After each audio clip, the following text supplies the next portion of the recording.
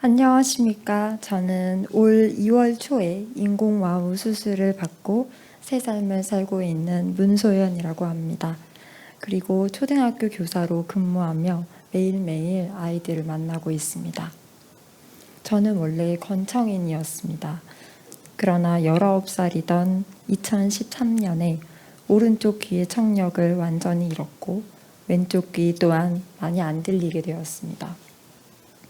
당시에는 귀 문제뿐만 아니라 아예 걷지도 못하게 되었었어요.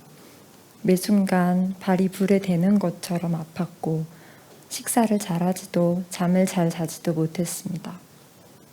입원해서 온갖 검사를 받았지만 대학병원 재활의학과 교수님은 재활을 통해 혼자서 화장실은 갈 수 있게 해주겠다고 말씀하셨습니다. 그렇게 제 삶이 무너져 내릴 것만 같았습니다. 저는 그대로 질병에 굴복하고 싶지 않았습니다. 나중에 25살에나 알게 되었지만 희귀 난치성 질환인 샤르코마리투스 때문이었습니다. 말초신경에 이상이 생겨 보행에 치명적인 악영향을 미치는 질병입니다. 이것도 제가 인터넷으로 검색하고 직접 병원 가서 저 샤르코마리투스 병인 것 같은데 검사해 주세요 하고 부탁드렸습니다. 맞다고 하시더라고요. 아직까지도 저는 이 질병과 싸우고 있습니다. 하지만 보시다시피 혼자 걸어서 화장실보다 먼 곳도 갈 수 있네요. 다행이라고 생각하고 있습니다. 21살에 시작한 대학 생활도 만만치 않았습니다.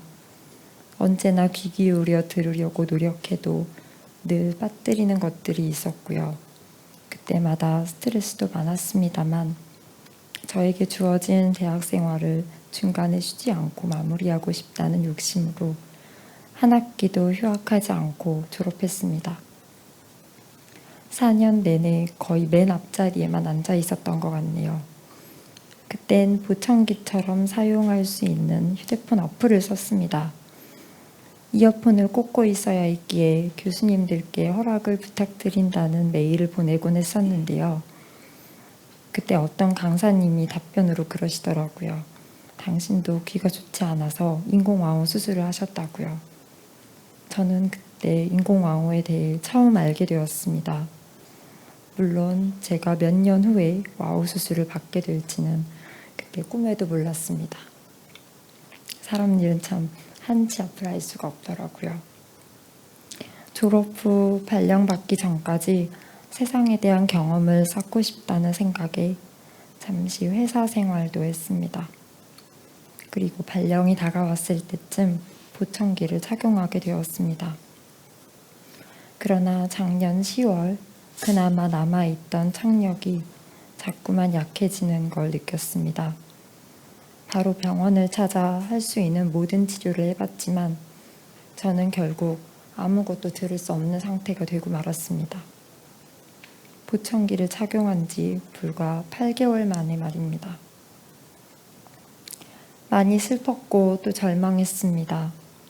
당장 방학이 며칠 남지 않은 상황이라 잠깐 동안은 아무것도 들리지 않는 채로 수업을 진행해야 했습니다. 점점 나빠지는 청력을 초등학교 5학년 학생들에게 상세하게 설명하는 것은 참 어려운 일이었습니다. 어느 날은 한 아이가 저한테 잘 안 들려요. 선생님이 저 무시하시는 줄 알았어요. 이렇게 쓰는 거예요. 그때 정말 가슴이 철렁했습니다. 그리고는 등교하는 아이 한 명 한 명을 붙잡고 선생님이 귀가 잘 안 들려서 못 듣는 거야. 절대 무시하는 거 아니야. 이렇게 이야기를 했습니다. 착한 학생들이 그 며칠은 참아주더라고요. 전화가 오면 굉장히 난감했습니다. 학생이 전화를 대신 받아서 우리 선생님 귀가 안 들리니까 메시지로 보내주세요 하기도 했습니다. 지옥 같은 나날이었지만 저를 도와주는 우리 반 아이들이 있어서 눈물나게 고마운 날들이었습니다. 드디어 방학을 맞이하게 되었고 수술을 받았습니다. 주변에 와우 수술을 받은 사람이 없었기에 인터넷으로 읽을 수 있는 후기를 접하는 것이 고작이었습니다. 수술 후 경과가 사람마다 너무도 달랐기에 저는 어떻게 될지 전혀 알 수가 없었습니다. 어지럽고 힘들었다는 분들도 많았습니다. 질에 겁을 먹는 성격은 아니지만 아무 걱정이 없었다고 하면 거짓말이겠죠. 당장 미친 듯이 답답했기 때문에 걱정되는 마음보다는 어서 조금이나마 듣게 되었으면 하는 마음이 더 컸습니다.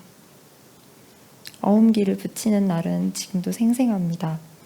지직 소리와 함께 말소리가 들렸습니다. 사람들이 헬륨가스를 잔뜩 마시고 말씀하시는 것 같았습니다. 곧바로 무슨 소리를 하시는지, 어떤 말씀을 하시는지 어느 정도 알아들을 수가 있었습니다. 청력을 완전히 잃은 지 얼마 되지 않았기에 경과가 아주 좋았습니다. 교수님도 청각사님도 놀라시더라고요. 그날이 제가 새로 태어난 날인 것만 같았습니다. 그 후로 몇 달을 가족들과 계속해서 감탄했습니다. 개학을 하고 6학년이 된 작년 저희 반 아이들을 복도에서 마주치게 되었습니다. 나 이제 들을 수 있어 했더니 아이들이 저를 삥 둘러싸고는 진짜 들려요? 잘 들려요? 하더라고요. 진짜 들린다고 고개를 끄덕끄덕 했더니 아이들이 너무나 신기했습니다. 수술받는 입원 기간 5일 동안 병가만 냈을 뿐 저는 휴직도 하지 않고 무사히 직장으로 돌아갈 수 있었습니다. 수십 년 전이었다면 꿈도 못 꾸었을 일들이었겠죠. 하필 코로나가 터지는 바람에 모두가 마스크를 쓰고 말을 하니 솔직히 한쪽만 수술을 한 상태로는 시끄러운 상태에서 원하는 소리를 듣는 것이 좀 힘들었습니다. 그래서 남은 한쪽도 수술하기로 결심했습니다. 오는 7월 말에 2번째 수술을 앞두고 있습니다. 조금이라도 더 잘 들을 수 있다면 하루빨리 수술하는 것이 낫다고 판단했습니다. 교수님께서도 한쪽으로 듣는 것보다는 양쪽으로 듣는 것이 훨씬 더 좋을 거라고 말씀해 주셨습니다. 제 인생이 하나도 힘들지 않았어요 라고 하면 그건 거짓말입니다. 순간순간 남들이 부러울 때가 참 많습니다. 깜빡거리는 신호를 아무렇지 않게 뛰어간다는 사람들을 볼 때, 새로 나온 노래가 참 좋다고 말할 때 저는 정말 부럽습니다. 저에게는 아무렇지도 않게 할 수 있는 일들이 아니거든요. 그러나 그런 힘든 삶을 살고 있기에 얻는 것들도 많습니다. 제 삶을 이야기하면 하나같이 고생이 많다, 참 대단하다 칭찬을 해주십니다. 생고생으로는 제가 어디 가서 밀리진 않는 것 같습니다. 여기까지 온 것도 또 앞으로도 저에게는 하루하루가 기적 같은 나날이라고 생각합니다. 가족들, 친구들, 그리고 성공적인 수술로 저에게 새로운 삶을 선물해 주신 문일준 교수님께도 깊은 감사의 말씀을 드립니다. 또한 발표 기회를 주신 청원복지관과 대한이비인후과학회 관계자분들께도 진심으로 감사드립니다.